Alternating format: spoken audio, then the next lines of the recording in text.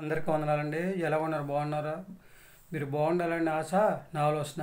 దేవుడు మిమ్మల్ని, మీ పిల్లల్ని, మీ కుటుంబాలని అందరిని కూడా దీవించి ఆశీర్వదించి ఒక ఉన్నతమైన స్థితిలో ఉంచి మిమ్మల్ని అందరూ కూడా దేవుడు ఆశీర్వదించి అభివృద్ధి చేసి మంచి ఆరోగ్యం ఇచ్చి హాయిగా జీవించే యోగ్యతను దేవుడు దయచేయాలని చెప్పేసి ఆశ ఆలోచన కలిగి ఉన్నాను అనమాట అండి. దేవుడిచ్చిన మహా ఉచ్చరమైన గుణం బట్టి దేవుని యొక్క వాక్యం ద్వారా మనం చూసుకున్నట్లయితే గలతీయులకు రాసిన పత్రికలో ప్రతివాడును తన బరువు తానే భరించాలని చెప్పేసి దేవుడు చెప్తూ ఉన్నాడు అనమాట అండి. అంటే ఎవరి బరువు వాళ్ళే భరించుకోవాలన్నమాట అండి. ఇసుక బరువు రాయికి తెలుస్తూ ఉంటుందా? రాయి బరువు ఇసుక తెలుస్తూ ఉంటుందా? రాయి బరువు ఇసుకే తెలుస్తూ ఉంటుంది అనమాట అండి. ఎందుకని? రాయి ఇసుక మీద ఉంది కనుక. ఆ రాయి బరువు ఇసుక మోస్తూ ఉంది కనుక ఇసుకే తెలుస్తూ ఉంటుంది అనమాట అండి. అలాగే దేవుడిచ్చిన మహా ఉచ్చరణ బట్టి ఒకరి బరువు ఒకరు భరించాలంటే కష్టం కనుక 100% ఎవరి బరువు వాళ్ళే భరించుకోవాలి, ఎవరి బరువు వాళ్ళే భరించుకోవాలని చెప్పేసి దేవుడు చెప్తున్నాడు అనమాట అండి.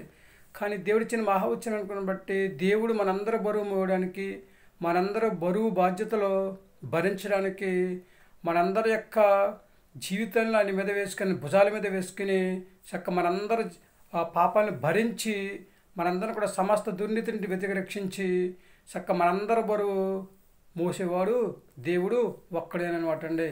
అప్పులు ఎక్కువగా చేసి దేవుడైనా అప్పులు తీర్చమని చెప్పేసి మన బరువు అంతా దేవుడి మీదే మోపుతూ ఉంటాం అనమాట అండి.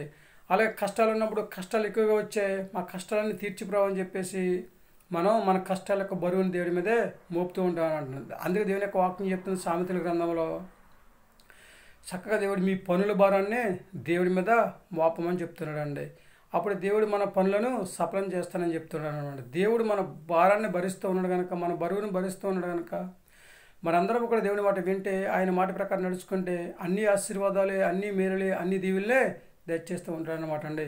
కాబట్టి మనం ఒక వ్యక్తిని పోషించాలంటే పోషించగలమండి, పోషించలేమన్నమాట అండి. ఒక వ్యక్తి బరువు మనం మోయాలంటే మోయగలమండి, మోయలేమన్నమాట అండి. కాబట్టి దేవుడే మనందరి బరువు మోస్తూ ఉన్నాడు కనుక 100% కూడా దేవుడి మాట వింటే, ఆయన మాట ప్రకారం నడుచుకుంటే చక్కగా ఆయన మనల్ని ఒక ఉన్నతమైన స్థితిలో ఉంచి హాయిగా జీవించేటట్లు చేసి మంచి ఆలోచన ద్వారా మనల్ని నడిపించి చక్కగా ఆశీర్వాదకరంగా మన జీవితాల్ని ఉంచుతారనమాట అండి. ఏమంటారండి? చిన్నలు, పెద్దలు, వృద్ధులు, యవనస్తులు మనందరం కూడా దేవుని పిల్లలను కనుక, మనం బరువు భారాన్ని మోసేవాడు దేవుడే కనుక మనందరం కూడా దేవుని మాట విని ఆయన మాట ప్రకారం నడుచుకుని, ప్రభువా ఈ లోకంలో నేను ఎలా బ్రతకాలి, ఎలా జీవించాలి, ఎలా నేను స్తుతించాలి, ఎలా ప్రార్థన చేసుకోవాలి ప్రభువా, మాకు అన్నీ నేర్పించండి తండ్రి అని చెప్పేసి మన విశ్వాసంతో, నమ్మకంతో, భక్తితో ప్రార్థన చేసి అడిగితే కనుక 100% కూడా దేవుడు మన బరువు భరించి, మన భారాన్ని భరించి మనం ఏ విధంగా జీవించాలో దేవుడు నేర్పిస్తూ ఉంటాడు కనుక మరి ప్రార్థన చేసి అడుగుతారా? Sisters and brothers, mothers and fathers, సహోదరులారా, మీ ఆలోచన మీదేనండి. వింటారా దేవుని మాట? నడుస్తారా దేవునికి అంగీకారంగా? భూమి మీద మంచి ఆరోగ్యం కలిగి హాయిగా జీవించి ఆయన రాజ్యవారసుగా జీవించే యోగ్యతను సంపాదించుకునే స్థితిని కలిగి ఉంటారా? ఏమంటారు? వింటారా దేవుని మాట? మేము దేవుని మాట వింటామండి అన్నవారు ఎంతమంది అంటూ ఉంటారో వారందరూ కూడా తలలో వంచని ప్రార్థన చేద్దాం. మహాపరిషుని పరలోకపు తండ్రి, నీ ఘనమైన 10 లెక్కలు స్తుతులు ప్రభావ. ఎవరు బరువు వాళ్ళే భరించుకోమని చెలవిచ్చేతండి, నీకు వందనాలు. కానీ తండ్రి ప్రభావ మా అందరూ బరువు భారాన్ని దండిస్తున్న ప్రభావ, మోసే దేవుడు తండ్రి నీకు వందనాలు దండిస్తుంది ప్రభావ. కనుక తండ్రి ఈ మాట విని నీ మాట ప్రకారం నడుచుకునే యోగ్యత ప్రభావ ప్రతి బిడ్డకనే దయచేయని ప్రార్థిస్తున్నాం ప్రభావ, నీకు వందనాలు. ప్రతి ఒక్కరు ప్రభావ విశ్వాసంతో ప్రార్థన చేసుకుని దండిస్తాను ప్రభావ, నిన్ను అడిగి దండిస్తుంది ప్రభావ. చక్కగా తండ్రి భూమి మీద హాయిగా జీవించే యోగ్యతను దయచేయండి. అలాగే తండ్రి వివాహం కోసం ఎదురు చూస్తున్న వారిని, గర్భిణీ స్త్రీలను, బాలింతరాలను దండిస్తున్నారు, సంతానం బిడ్డలను, అనారోగ్యంతో బాధపడుతున్న వారిని తండ్రి అలాగే తండ్రి ప్రభావ చిన్నలను, పెద్దలను, ఎవరిస్తున్న వృద్ధులను తండ్రి, చదువుకునే పిల్లలను దండిస్తోతున్న ప్రభావ, ఉద్యోగం చేస్తున్న వారిని, వ్యాపారం చేస్తున్న వారిని దండిస్తోతున్న ప్రభావ. అలాగే తండ్రి ప్రభావ చేతులు చేసుకుంటున్న వారిని తండ్రి, వాహనం నడుపుతున్న వారిని తండ్రి, ప్రయాణం చేస్తున్న వారిని తండ్రి, ప్రతి ఒక్కరిని 1 by 1 దీవించి ఆశీర్వదించి ఎవరి బరువు వాళ్ళే భరించుకోవాలి కనుక దండిస్తుంది ప్రభావ.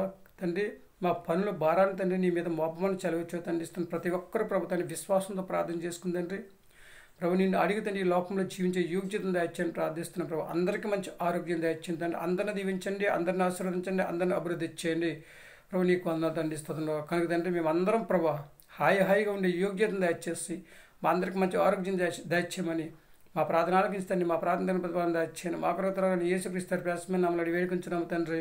ఆమేన్. త్రియేక దేవుని ఆశీర్వాదాలు మీకు తోడు ఉండను గాక. దేవుడు మిమ్మల్ని దీవించి ఆశీర్వదించను గాక. ఆమె దేవుడి ఇచ్చిన మహాఉచ్చితమైన కృపను బట్టి మనందరం కూడా దేవుడి పిల్లలు కనుక చక్కగా దేవుని మాట విందాం, ఆయన మాట ప్రకారం నడుచుకుందాం. ఆయన చక్కటి ఆలోచన ద్వారా మనల్ని నడిపిస్తూ ఉంటాడు. మరేమంటారండి? వింటారా దేవుని మాట?